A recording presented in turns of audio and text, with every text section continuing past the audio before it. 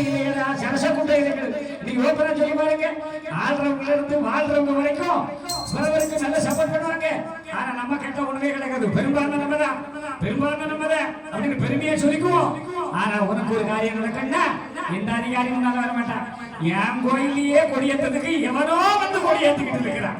கேட்டா நாங்க தான் அப்படின்னு நிலைமையில வந்து இருக்கிறது. அப்ப நம்ம எல்லாம் வெளியே போய் நின்று வேடிக்கை பார்க்கிற கூட்டமாய் கிடையாது. அதன் காரணம் என்ன? நாம எல்லாரும் ஐயா சொன்ன மாதிரி ஒண்ணு சொல்ல ஒண்ணு கேட்டு ஒண்ணுக்குன்னு நிரப்பா இருக்கணும். ஒருத்தன் சொல்றது அவ்வளவு சேர்க்கிற ஒரே நேர்கோட்டில் வந்துட்டோம்னா நம்ம கண்ட அவ்வளவு பேரும் பயப்படுவான். ஒரு கையில தட்டிச்சத்தை கேட்கணும். அப்படி ரத்த நான் அப்படி வரணும்யா. நீயா சிவச்சந்திரன் பிரிவினை பேசுற கிடையாது. உனக்கு உன்னுடைய உரிமையில் அவன் பங்கெடுத்து அவன் உரிமையில நீ பங்கெடு. நீ கொடுக்கறது அவன் சாப்பிட்டா அவன் சாப்பிட நீ சாப்பிடு.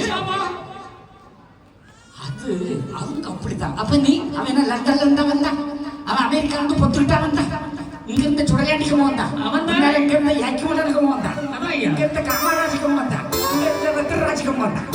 ஆமா இன்னைக்கு அவன் சோசப்பு 10 அச்சுரமா அவனு போயிட்டான். நீ பார்த்துட்டே இருக்க.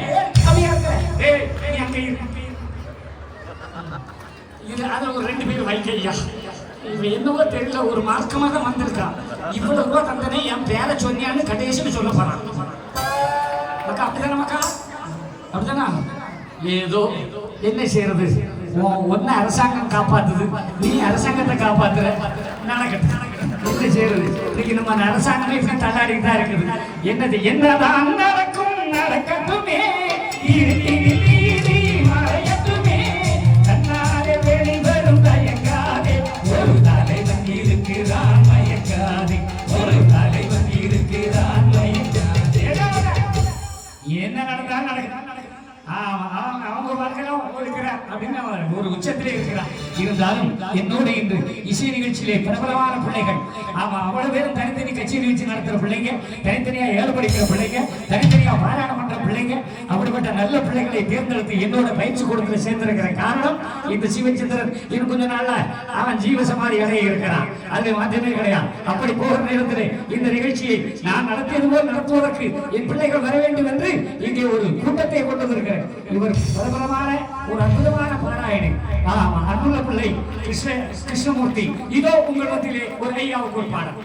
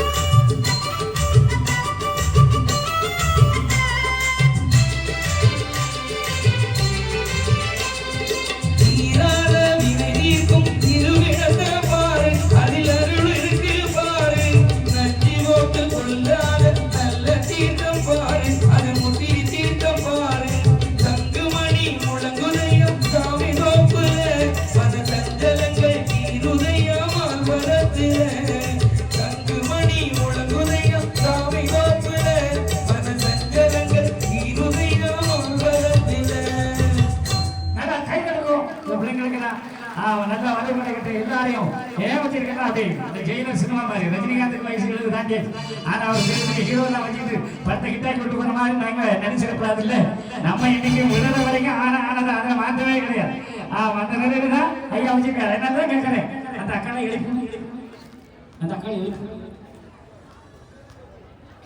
நல்ல பொழுதையெல்லாம் தூங்கி கெடுத்தவர்கள் நாட்டை கெடுத்ததுடன் தான் சில நல்லும் பகலும் தெருக்கல்லாயிருந்து விட்டு அரிசம் இல்லை என்று அழைத்து கொண்டார் விழித்து கொண்டோரெல்லாம் பிழைத்து கொண்டார்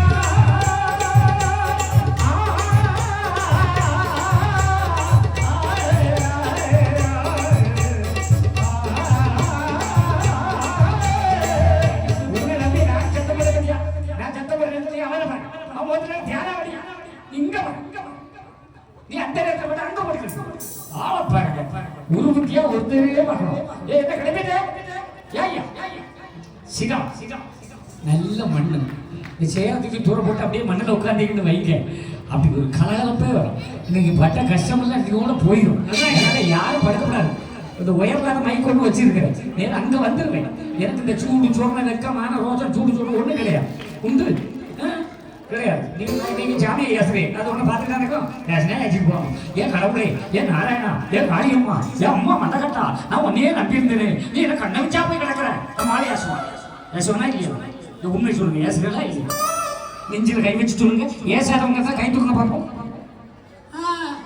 சும்மாயா பார்ப்போம் எல்லாம் காரியமாக தான் இருக்கு அப்படியே சொல்லுவாங்க ஏன் நாராயணா என்கிட்ட நிறைய பேர் இருக்காது என்ன ஐயா இந்த ஐயாவுக்கு மட்டும் ஒரே சுவாதனை தான் ஆமா அதில் சுழற்சி அமெரிக்காவுக்கு ஜனாதிபதி ஆக்க போறாரு உடனே சோதனை கடவுள் ஒரு சோதிக்க மாட்டான் நீ செய்கிற நல்வினையும் நீ செய்கிற தீவினையும் தான் உன்னை தாக்குமே தவிர ஆமா நீ கடவுளை சோதிப்பான் அம்மா மண்டாக்கிட்ட அள்ளி கொடுக்க தயாரா இருக்கா நீ திறந்த மனதோடு போ 1000 மனசுல ஒரு இருக்க வச்சு பக்கத்து கொடுக்க நாசமா போட்டு ஏத்த கொடுக்க நல்லா இருக்குது அவன் மாமியா காலை வச்சு போட்டு ஐயோ மயமா மண்ணா போட்டு அது முழக்கத்தை யாசிக்கிட்டு மண்டகட்டா திருப்பி இருக்கு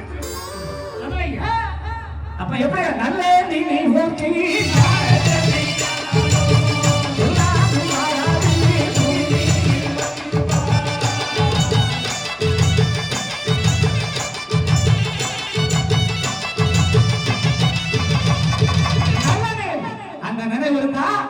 இறைவன் முன்னோடு அதான் சொல்ற தன்மை நீ அறிவாயா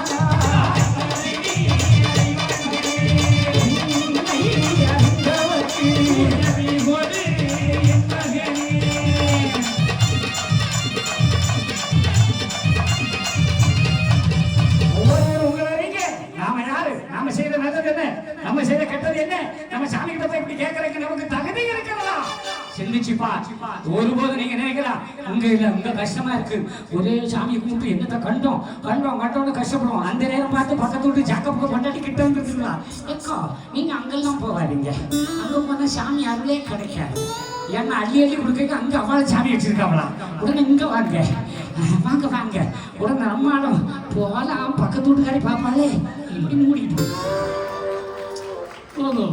தட்டு வஞ்சகமா கையை தட்ட ஆரம்பிச்சா தட்டிடுது நான் உங்களோட ஒரு படிப்புல தான் ஒரு பாடம் என் வைகுண்டசாமி ஏன் வந்தாரு அதனால தான் வந்தாரு மூடிக்கணும் அங்க போயிடுவோம் அங்க போனோம்னா எல்லாம் கிடைச்சிட்டா அங்க கடிச்சுக்கிட்டு வெளியில சொல்ல முடியாது இங்கேயாவது சொல்லி ஏசிடுமா ஏ சாமி ஏன் சொல்ல மாட்டா நீ இப்படியா பாரு கண்ணாச்சி வந்து ஏசலாம் அங்க போய் ஏசப்படாது ஏசனா பக்கத்துக்கும் கொண்டே போடுவான் ஆமா அங்க எந்த சாமியோட யாரா ஏச முடியுமா முடியாது ஏச முடியாது அப்ப அன்பு இருக்கா கிடையாது இதை விட்டு அங்க கொண்டு போய் தொட்டாலே வெட்டி விடுவான் சொல்லவே முடியாது ஆனா எல்லாத்துக்கும் ஏற்றுக்கொள்ளக்கூடிய ஒரே தெய்வம் நம்ம அம்மா மண்டகட்டா என்ன சொல்றாலும் அவன் பகவதினு பேரந்தால யாராவது பகவதி சொல்றோமா மண்டகட்டமா இவன் இந்த சுரேந்திர மூச்சு கொண்டு மண்டகட்டாமான ஆன போட்டுருக்கான் ஆமா அது எப்படி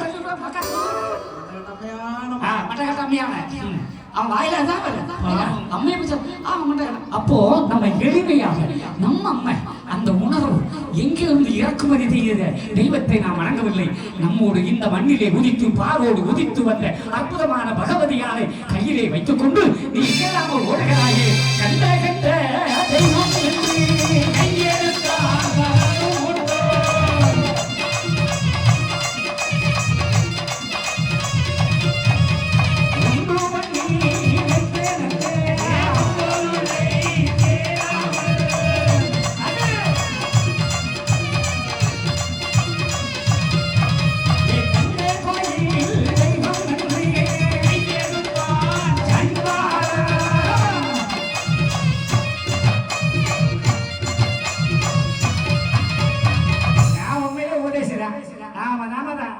பேசிக்கிட்டே இருப்போம். அங்க எல்லாருமே பேசுறாங்க. இங்க நான் ஒருத்தராவது பேச வேண்டாமா? அதனால தான் பேசிக்கிட்டே இருக்கிறேன். அந்த நேரத்தில் கேட்கிறேன், நீ கஷ்டப்பட்டா வருவார், நீ கண்ணீர் சிந்தனா வருவார். நம்ம தெய்வம், நம்முடைய அம்மை மண்டகட்டா வைகுண்டசாமி, ஈசன், சிவன், பிரம்மா, விஷ்ணு எந்த பேர்ல சொன்னாலும் அந்த சாமி எல்லாம் இரக்கம் உள்ள தெய்வம்.